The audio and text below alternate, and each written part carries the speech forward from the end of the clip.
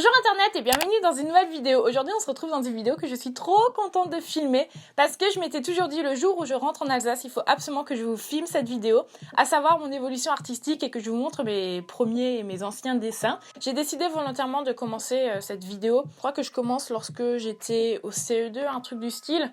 Tout ce qui est la partie avant le collège, je la développe pas du tout parce que je trouve ça pas franchement intéressant de vous montrer des dessins. Tout simplement par exemple des copies de dessins animés ou qui sont des dessins imposés par l'école. C'est pas là en fait forcément où tu vois ma patte artistique et c'est pas forcément là où tu vois comment est-ce que j'ai essayé de développer mon style. Alors lorsqu'on était à l'école primaire, on faisait très régulièrement des concours de dessin et figurez-vous que je n'en ai jamais gagné un seul. Il y avait un des concours de dessin où il fallait représenter un oiseau.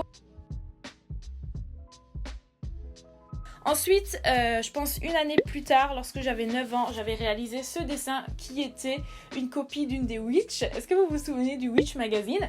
Si oui, dites-moi quelle Witch vous vouliez être. Moi, je voulais toujours être Cornelia, c'était la blonde avec les cheveux longs. Lorsque je suis arrivée au collège, notamment en 4e, j'ai commencé un petit peu à m'intéresser au graphisme et j'ai commencé surtout à m'intéresser beaucoup à Mika. Et du coup, son univers visuel m'inspirait beaucoup. Ça, c'est un dessin que j'avais réalisé lorsque j'étais en 4e. On devait faire tout ce qui était merchandising, je sais pas comment tu dis, autour d'un artiste. Moi, j'avais choisi Lady Gaga. D'ailleurs, c'était au tout début. Maintenant, on va passer à la période qui, selon moi, la plus intéressante d'un point de vue créatif et par rapport à ma personnalité à ce moment-là également. Et je vais vous parler de la 3e. En 3e, ça a vraiment été pour moi un tournant parce que c'est là où j'ai réalisé qu'en fait le dessin c'était trop cool et que j'avais envie de vivre de ma passion. Et à ce moment-là, en fait, j'ai tout simplement décidé de me créer une identité et de me créer un univers. Et voilà, à ce moment-là, je m'appelais pas Ectomorph, mais je m'étais créé une identité autour du nom Dinosaurus et je m'étais créé mon propre logo, j'avais mon propre site internet, on va y revenir après. Et c'est du coup à ce moment-là en fait que j'ai découvert Photoshop, Illustrator, que j'ai eu la tablette graphique et j'ai commencé à créer du coup cet univers. Et donc du coup, je vais vous montrer mon agenda pour l'année de collège.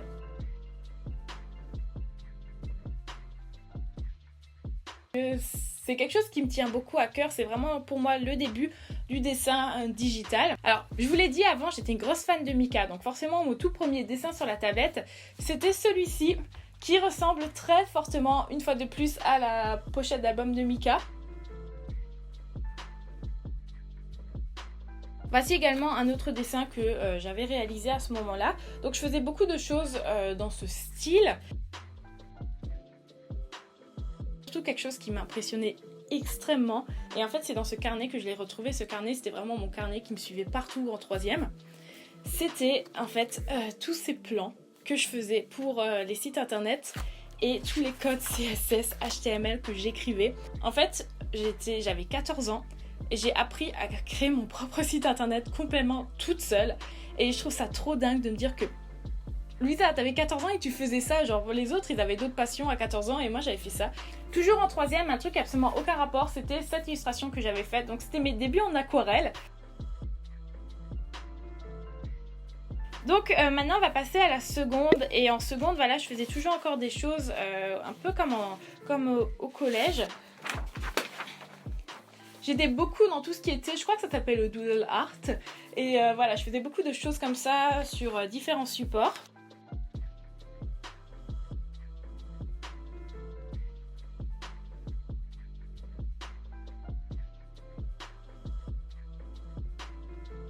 Une autre toile que je peux vous montrer, c'était cette toile que j'avais faite suite au visionnage du film des Beatles, Yellow Submarine. Donc c'était une toile avec un petit peu tous les personnages et différents passages du film.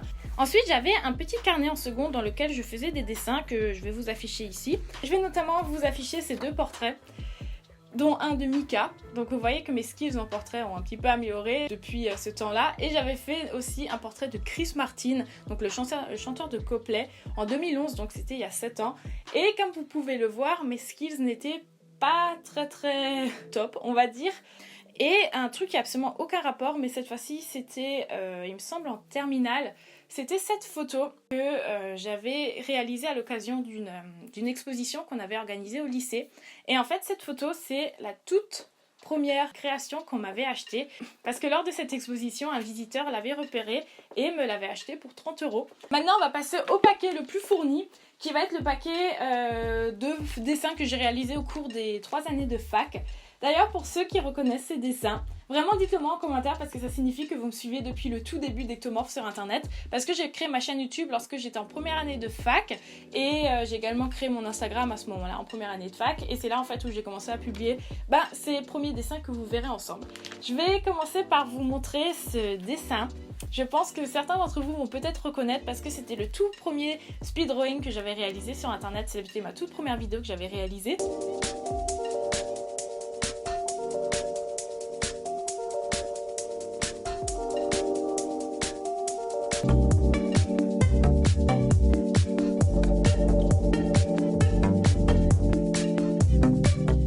Et je pense que ça a vraiment été les 3 années qui m'ont permis à me trouver artistiquement et à savoir quel était mon style de dessin.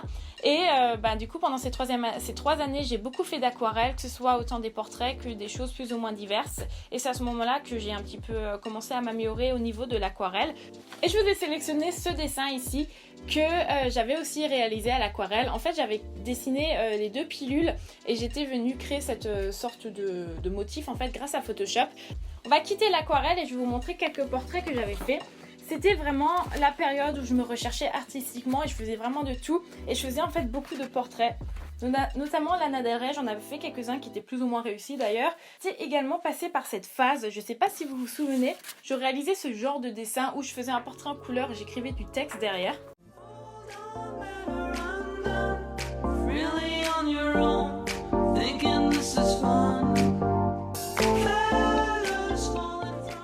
Et du coup, je faisais vraiment tout type de portraits plus ou moins différents avec vraiment des techniques différentes parce que je ne savais pas du tout vers quoi j'allais. C'est vrai que parmi toutes ces expérimentations qui étaient plus ou moins différentes, je faisais toujours encore de l'illustration en noir et blanc et je pense vraiment que c'est durant cette période en fait que j'ai compris que l'illustration noir et blanc c'était mon truc.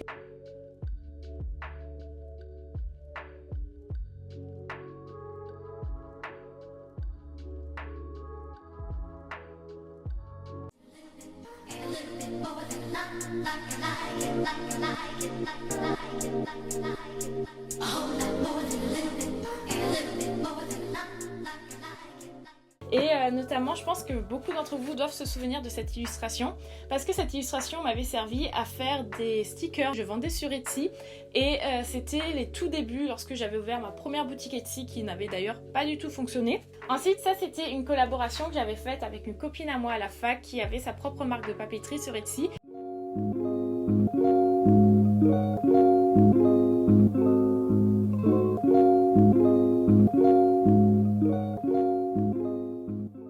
Par contre, volontairement pas vous montrer les projets que j'ai fait à la fac ou les projets que j'ai fait en art plastique parce que je trouve que c'est des projets qui me ressemblent pas. En fait, ce qu'on faisait à la fac, ça me plaisait pas trop donc voilà, je m'investissais pas, j'avais des super mauvaises notes, c'était pas joli et je pense que ça me représentait pas. Mais en fac, on avait des cours de dessin. Donc voici certaines choses que j'avais réalisées pendant le cours de dessin. Là, j'avais 11,5 pour ça et je pense que c'était la meilleure note que j'avais eue en dessin parce que j'avais toujours 8-9 de moyenne. J'étais trop nulle en dessin, pourtant je pensais tu vois que je m'en sortais plutôt bien et tout, quand je vois ça je me dis bon ça va, mais en fait non, j'étais pas du tout douée en dessin et j'avais toujours des mauvaises notes. Parmi toutes ces années de fac, j'ai retrouvé une chose qui est hyper intéressante, c'est ce petit carnet bleu que j'avais acheté lors de mon premier voyage à Berlin. Et en fait dans ce carnet j'écrivais plein de choses diverses, mais c'était beaucoup de choses par rapport à ma chaîne YouTube ou mon Instagram, et j'ai retrouvé un petit texte que j'ai écrit lorsque j'avais 20 ans par rapport à la vie que je souhaitais avoir dans quelques années. Et ce texte m'a beaucoup émue parce que je me suis rendu compte qu'en fait la vie que je voulais avoir dans quelques années, c'est la vie que j'ai à l'heure actuelle. Et ça m'a juste fait du bien de voir qu'en fait je me suis donné les moyens et que je me donne encore les moyens pour essayer de vivre de ma passion et pour essayer de créer du contenu cool. Et ça m'a tellement touchée de voir que voilà, j'avais 20 ans, j'étais complètement larguée, j'étais à la fac, j'aimais pas spécialement ce que je faisais à la fac. Et aujourd'hui, lorsque je vois toutes les opportunités que j'ai eues, et lorsque je vois qu'aujourd'hui, je fais ça en fait à temps plein et que je me donne à fond pour vivre de ma passion, ça me touche énormément de voir que j'ai réussi. Et je peux pas encore dire que j'ai réussi parce que c'est dur et que je suis peut-être qu'à 30% du résultat final, mais j'ai déjà réalisé tellement que voilà, je suis trop fière de moi. Et 2 autres pages qui m'ont aussi touchée, en fait, c'est des pages qui s'appellent Instagram Captions. Et en fait, c'était des descriptions que je trouvais sous des photos d'influenceurs ou de gens que je suivais et je les écrivais. Parce qu'en fait, j'étais super nulle en anglais et je pouvais pas créer mes propres descriptions moi-même sans Google Traduction ou sans les recopier en fait d'autre part. Et je rêvais toujours en fait de pouvoir comprendre l'anglais, de pouvoir parler anglais. Et pour moi, ça avait l'air d'être un truc tellement impossible à part de partir à l'étranger. Mais à l'époque, je me disais jamais de la vie, je partirais à l'étranger. Et donc du coup, non, Louisa, tu vas voir que 2 ans après, tu vas partir complètement toute seule en Australie et tu vas vivre la meilleure année de ta vie. Et puis tu vas apprendre à parler anglais et que tu n'as plus besoin de recopier les descriptions des autres. Donc ouais, ce carnet m'a beaucoup touchée. Je me suis rendu compte en fait de tout le parcours que j'ai réalisé à l'heure actuelle et j'espère que cela vous motivera aussi à ne pas abandonner vos rêves. Et du coup, après la fac, je suis partie dans cette année bizarre qui était une sorte d'année sabbatique parce que je savais pas ce que je voulais faire. Et j'ai dessiné plus grand chose, mais j'ai commencé un petit peu à faire des illustrations en couleur, je pense que vous vous en souvenez. Donc je faisais effectivement la base en noir et blanc, mais je rajoutais des couleurs. Donc il y a certains des dessins qui sont affichés ici en fait, qui ont servi à faire des vidéos YouTube.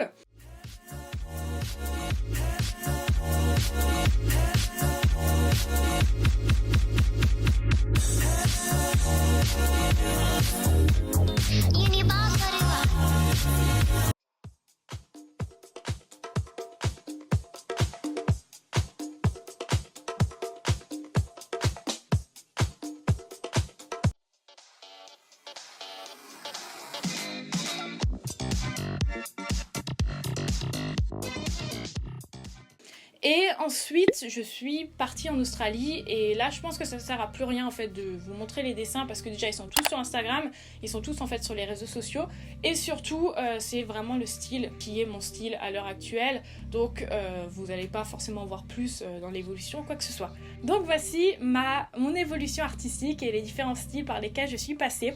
Je suis hyper contente d'avoir tourné cette vidéo et je suis hyper contente d'avoir vu tout ce que j'ai réalisé au cours des dernières années.